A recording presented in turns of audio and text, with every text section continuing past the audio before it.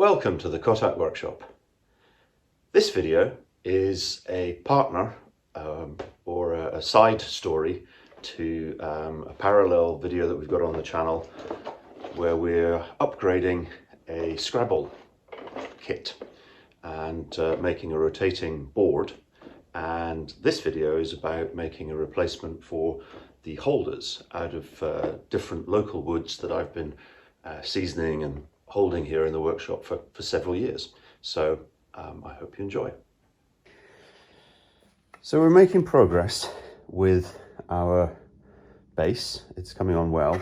But overnight I've been thinking about these holders that came in the box. They're plastic, made in China and possibly recyclable. But I wanted to do something else. Now, this is the more traditional style. This is from another set. And I could buy a set for this, but I thought it might be fun and interesting to actually try and make some. I could use pine, I could use some more leftover teak, but what I thought would be fun would actually to try and do it from a selection of woods. So I've put together a selection of a few pieces I've had lying around the workshop.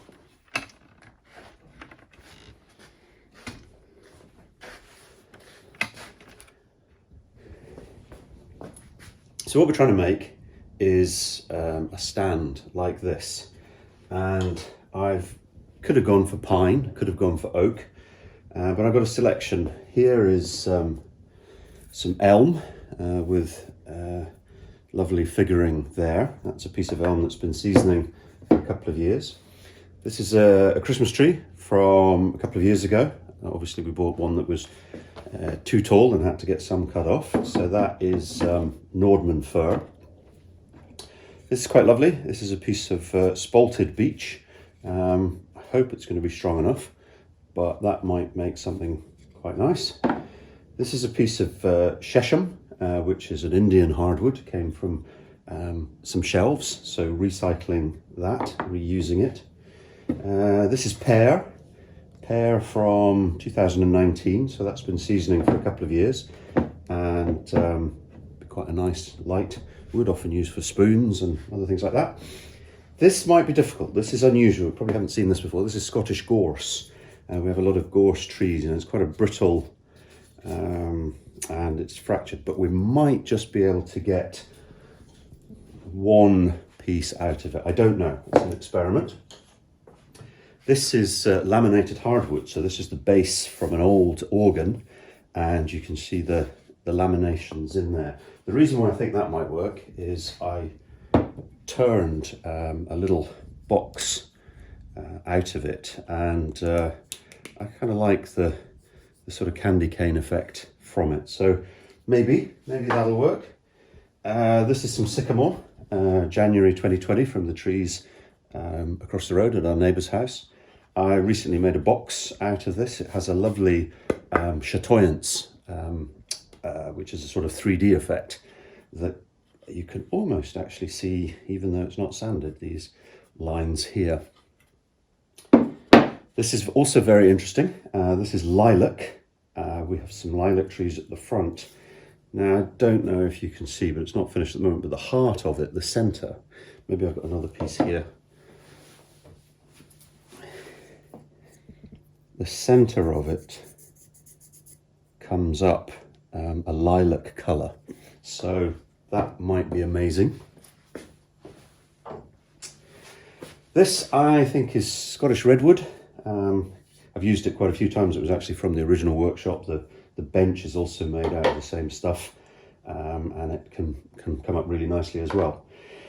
So out of all of that, I think we're going to try and make 6 stands and see what comes out the best, what works, what doesn't. Okay, let's try. Okay, so I have separated out the flat pieces that are already partially milled with the ones that are not. I did a bit of planing in the vise with a hand plane on the gorse. Now, I don't think it's going to be thick enough, so I have another piece here also of gorse, which might just work. So at the moment that's possibly not a contender, but lilac also might be a challenge to get a piece out. But next steps will be to shape them and into basic squares or rectangles, and go from there.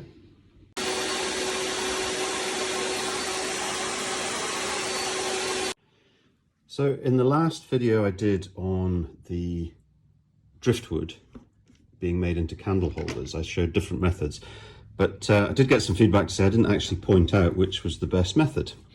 So here we can see with this piece of Christmas tree, the fir, with this carbide blade, and it's quite new, super sharp, lots of teeth, you get this beautiful cut. I mean, it really is almost as if I'd planed it.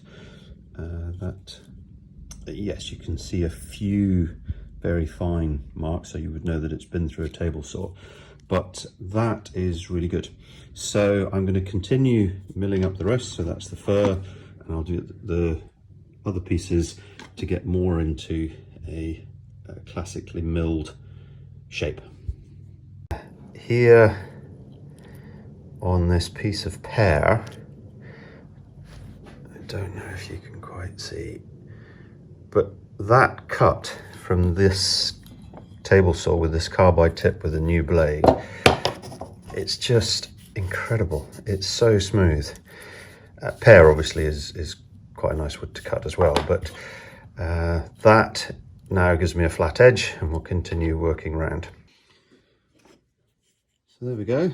There's a piece of milled fir. So that's one, which is a blank, and we'll get the rest roughly into shape and keep going. Okay, lilac, fir, peach, pear, gorse, sycamore, elm, spalted beech, laminate, shesham, redwood. I'm afraid that the gorse isn't going to make it because it's so heavily split. I could fill that with epoxy. I might use it to turn, but for this purpose I'm afraid it's out. The other piece that I had is too thin, so that is out. Also, spalted beech, I'm afraid, because we're going across the grain, it's just too weak. Even when I dropped it, that broke. So lovely wood, but for this purpose not going to work. So we're down to 1, 2, 3, 4, 5, 6, 7, 8. Next stage is to actually make the shape of the holder. Okay, so we took spalted beech out because we've got the grain running this way, and that is weak. So I found another piece of spalted beech. Last time we cut it across this way with all the fibres running that way. So this time round I'll cut it this way, and hopefully we'll get it back in the competition. Okay, so I've rested the template on and then shaded out. So this is the wood I want to remove. I sort of looked at the grain, I've looked at cracks, looked at a few other things to try and decide exactly where it's going to be. So the next step is to chop these down to the same size. They are the same height or length, but now I need to make them same dimensions. Okay, I've put each one of them through with a feather board. The vibration on the laminate one caused the edge to fail, so that might be out, but we're getting closer to the sort of shape that we want, so more routing to do. So I've now rounded these edges off, and I'm now going to move on to a 1/4 inch bit, which means using a smaller router. That's only because I've got a larger selection of this size of bits, and I'm going to try and come in this way on each of them, starting to get that S-curve shape. So I've clamped each one of them in between two pieces of wood at the same height so that that'll make a rest for the root arm. And then I'm going to go along. Now I've clamped it down and I'll move those, but this is now to make the next bit of the curve. Okay, I've added a fence at the back so that I've got something to root against, and I'm going this way. I'll do a test cut and see how we get on.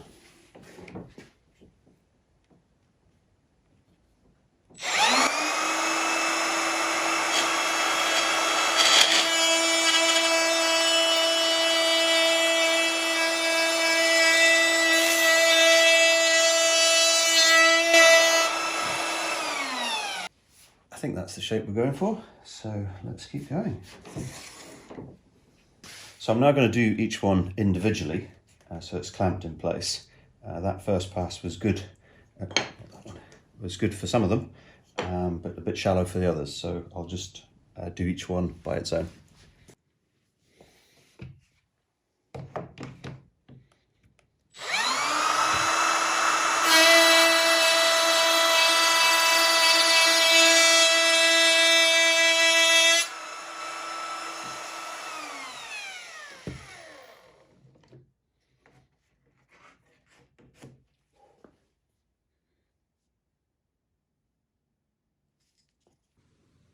Well, so far so good. This is the one we're modelling it off, and you can see that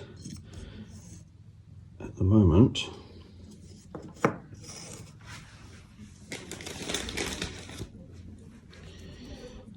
the letters would be too upright, so we need to have an angle that's going this way. So we need to take the edge off each of these, and then I think we'll be nearly there.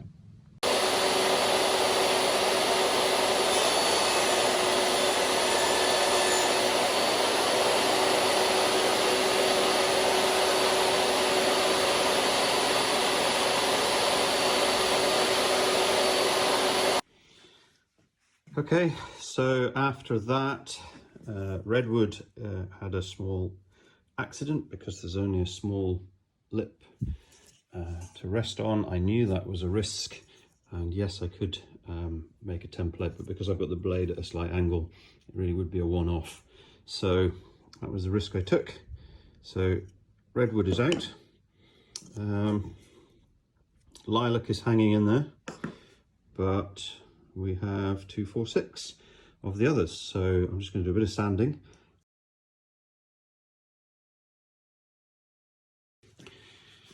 So I'm using some shellac and soft cloth, and I'm just going to put a little bit on to each one. So Sycamore, pear, spalted beech, shesham, elm, and fir. This is the lilac. You can actually see that lilac colour. I'm just gluing it still. Come around the other side.